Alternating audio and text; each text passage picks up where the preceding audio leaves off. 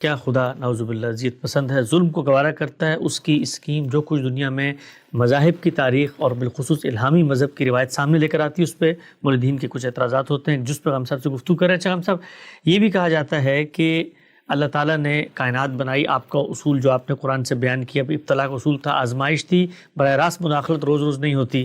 کہا ہی جاتا ہے کہ اگر روز روز براہ راست مداخلت نہیں ہوتی تو ایک جوان رانا ہوتا ہے، ارادہ اختیار شعور دیا ہوتا ہے کہ اس کو 20 30 40 سال کی مہلت دے تاکہ تم آپ کے خدا کی اس دنیا میں کچھ کام کر کے آگے نتیجے کے اس پر اثر انداز ہو، لیکن یکا یک یہی خدا لوگوں کو بیمار کر دیتا ہے، ان کے گردے فیل ہو جاتے ہیں، پوری زندگی ڈائلیسس پہ جاتے ہیں، جلد کی چمڑی کی بیماریاں ہوتی ہیں، پپولے اٹھتے ہیں، دانے نکلتے ہیں، پیپ بہتی ہے۔ یہ جو عبرتناک تصویر بیماری کی صورت میں سامنے آتی ہے، ایسی بیماریاں، چلیے آپ نے اسکیم پیدا کی، آپ واپس لے جانا چاہتے ہیں، موت والی بات مان لیتے ہیں تو ایک ہارٹ اٹیک دیں بندے کو، لے جائیں، لیکن اس دنیا میں اذیت اور عبرت بنا دیتے ہیں لوگوں کو، یہ کیسے مانا جا سکتا ہے کہ ایک رحیم و شفیق خدا ایسا کر سکتا ہے؟ یہ رحیم و شفیق خدا نے جب یہ فیصلہ کر لیا کہ اس نے دنیا کا یہ حصہ ابتلا کے ساتھ خاص کیا ہے، تو اس ابتلا کو میں یا آپ طے کریں گے؟ یہ تو ہم گویا تجویز پیش کر رہے ہیں کہ اتنا ابتلا ہونا چاہیے، اتنا نہیں ہونا چاہیے۔ ہم نہ بندے کو جانتے ہیں، نہ حالات کو جانتے ہیں، نہ اس کے باطن کو جانتے ہیں، نہ اس کے نفس سے واقف ہیں، نہ اس کی تربیت سے واقف ہیں، نہ اس کے نتائج سے واقف ہیں، نہ اس کی شخصیت سے واقف ہیں۔ یہ فیصلے آپ کیسے کر سکتے ہیں؟ کس پر کتنا ابتلا آنا ہے، کس کو کتنا آزمانا ہے؟ پیغمبروں کے بارے میں اللہ تعالیٰ بیان کر رہے ہیں کہ ہمارے پیغمبروں کے ساتھ یہ معاملہ ہو گیا کہ زلزلوا حتی یقول الرسول متی نصر اللہ، یعنی وہ ہلا مارے گئے یہاں تک کہ وہ پکار اٹھے کہ مدد کہاں رہ گئی۔ عجیب۔ اچھا، اس کے بعد اللہ تعالیٰ نے فیصلہ فرمایا۔ اب اس دوران میں کیا کیا تکلیفیں نہیں ہوئی ہوں؟ صحابہ کرام کو کہا گیا ہے کہ تمہارا چونکہ انتخاب کر لیا گیا ہے تو ہم تمہیں بعض ایسی آزمائشوں سے گزاریں گے جو دوسروں کے لیے نہیں ہیں۔ چنانچہ دیکھیے ان کو کیسے بیان کیا، وَلَنَبْلُوَنَّكُمْ بِشَيْءٍ مِّنَ الْخَوْفِ وَالْجُوعِ وَنَقْصٍ مِّنَ الْأَمْوَالِ وَالْأَنفُسِ وَالثَّمَرَاتِ۔ اس میں یہ کیا کہا؟ وَبَشِّرِ الصَّابِرِينَ، جو لوگ ان آزمائشوں میں صبر کے ساتھ اللہ کے فیصلے پر راضی رہیں گے ان کو بشارت دے دو۔ تو وہاں یہ کہا جا سکتا ہے کہ یہ تو پیغمبر پر ایمان لائے ہیں لوگ، انہوں نے تو اپنی پوری زندگی دے دی ہے، انہوں نے اپنے والدین سے جھگڑا مول لیا ہے، اپنا وطن چھوڑا ہے، لیکن اللہ تعالیٰ کہتے ہیں کہ ایسے ہی ہوگا۔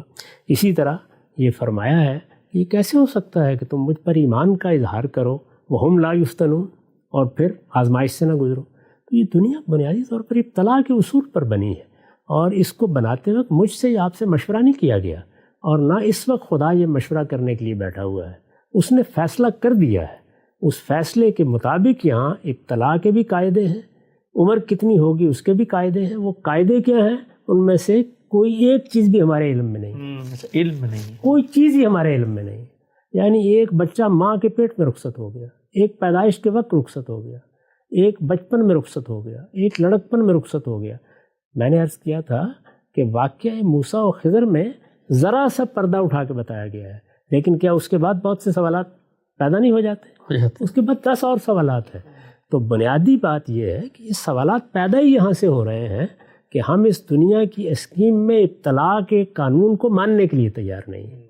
ہماری آرزو یہ ہے کہ ابتلا اولاً تو ہونا نہیں چاہیے، اور اگر ہو تو ہماری مرضی کے مطابق ہو۔ تو ابتلا کا فیصلہ اس پروردگار نے کیا ہے، وہ اگر اس کو ہمارے مشوروں اور ہماری رعایت اور ہماری تمناؤں اور ہماری توقعات پر چھوڑ دیتا تو پھر ابتلا کیا ہوا؟ یہ ابتلا اسی کی طرف سے ہوتا ہے، اور جب اس کی طرف سے ہوتا ہے تو یہ اس کی ثوابدید ہے۔ ثوابدید کے اظہار پر سوال کیسے کیا جا سکتا ہے؟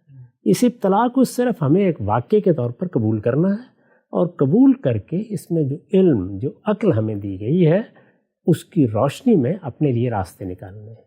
یہاں امتحان گوناگوں ہے، یعنی ہمیں اپنی صلاحیتوں کو استعمال کر کے اس ابتلا کا مقابلہ بھی کرنا ہے۔ مصیبت آ گئی، تکلیف آ گئی، بیماری آ گئی، دعائیں ایجاد کرنی ہیں، ہسپتال بنانے ہیں، اور بہت سے معاملات کرنے ہیں۔ ایک طرف یہ امتحان ہے کہ تمہیں میں نے جو صلاحیتیں دی ہیں ان کے لیے بھی مواقع یہی ہیں۔ یہ بیماریاں، یہ تکلیفیں، یہ سب چیزیں دیکھیے کتنی ایجادات کا باعث بنتی ہیں، انسانی تہذیب کے کس طرح کے ارتقاء کا باعث بنتی ہیں۔ تو ایک طرف وہ امتحان ہے، وہ امتحان جس کے نتائج بھی دنیا میں نکل رہے ہیں، یعنی یہاں ہماری صلاحیتوں کے امتحان کا تعلق آخرت سے نہیں ہے، اس کے نتائج دنیا میں نکلتے ہیں۔ اگر ایک قوم اس ابتلا میں راستے نکالتی ہے، اپنے لیے بہتری پیدا کرتی ہے، علوم کو وجود پذیر کرتی ہے، تو دنیا میں اس کے لیے سہولتیں پیدا ہونی شروع ہو جاتی ہیں۔ اگر یہ سب اس طرح کی چیزیں نہ ہوتی تو لوگ اطمینان سے بیٹھے رہتے۔ ان قوموں کو علم کی طرف، ہنر کی طرف، چیزوں کو سمجھنے کی طرف ترغیب ہوتی ہے، وہ اپنے اپنے دور میں سبھی قومیں کرتی رہی ہیں۔ یعنی جب ہمارا دنیا پر غلبہ تھا اور ایک زندہ مسلمان تہذیب موجود تھی، مسلمان بھی کر رہے تھے۔ اب دوسری تہذیبوں کو غلبہ حاصل ہے، وہ بھی کر رہی ہیں۔ افراد کا بھی یہی معاملہ ہے، وہ جدوجہد کر رہے ہیں۔ دوسری جانب اخلاقی جدوجہد، یعنی یہ ابتلا ہے، یہ مصیبت ہے، یہ تکلیف ہے، اس میں کیا کرنا ہے۔ اب دیکھیے نا، یہ دونوں چیزیں کس طریقے سے سامنے آئیں جب ہمارے یہاں ایک وبا پھیل گئی۔ ابھی حال میں ایک بڑی وبا کا دنیا نے مقابلہ کیا ہے۔ ایک طرف انسان کی صلاحیت کا امتحان ہوا کہ وہ اس ابتلا کا مقابلہ کرنے کے لیے کیا چیزیں ایجاد کرتا ہے۔ چنانچہ اس نے وہ اپنی ایجادات میدان میں لانے کی صحیح کی، اس کے لیے اربوں روپے خرچ ہوئے، اس کے لیے ذہانتیں صرف ہوئیں اور لوگ ان کو میدان میں لے آئے۔ اس کے نتیجے میں لوگوں کے لیے سہولت پیدا ہوئی، بیماری کا مقابلہ کرنا مشکل ہو رہا تھا، اس میں آسانیاں پیدا ہوئی، یہ سب چیزیں ہو گئیں۔ دوسری جانب اس کے ہر مرحلے پر اخلاقی امتحان ہوا۔ آپ کے گھر میں بیماری آ گئی ہے، آپ کے والد بیمار ہو گئے ہیں، آپ کی ماں بیمار ہو گئی ہے، آپ کے اعزاء اقربا میں کسی پر یہ مصیبت آ گئی ہے، اس میں اخلاقی تقاضے پیدا ہو گئے۔ ان کو اب چھوڑ کے جانا ہے، ان کے پاس رہنا ہے، ان کی خدمت کیسے کرنی ہے، ان کا علاج کیسے کرانا ہے۔ تو یہ سارا امتحان ہے جو اخلاقی پہلو سے برپا ہوا اور آخرت کے نتائج کا باعث بن گیا۔ دنیا کے لحاظ سے برپا ہوا اور دنیا میں نتیجے کا باعث بن گیا کہ انسان نے بہر اللہ کا شکر ادا کیا اگر اس کو توفیق ہوئی کہ میں نے بالآخر اس وبا کا مقابلہ کر لیا۔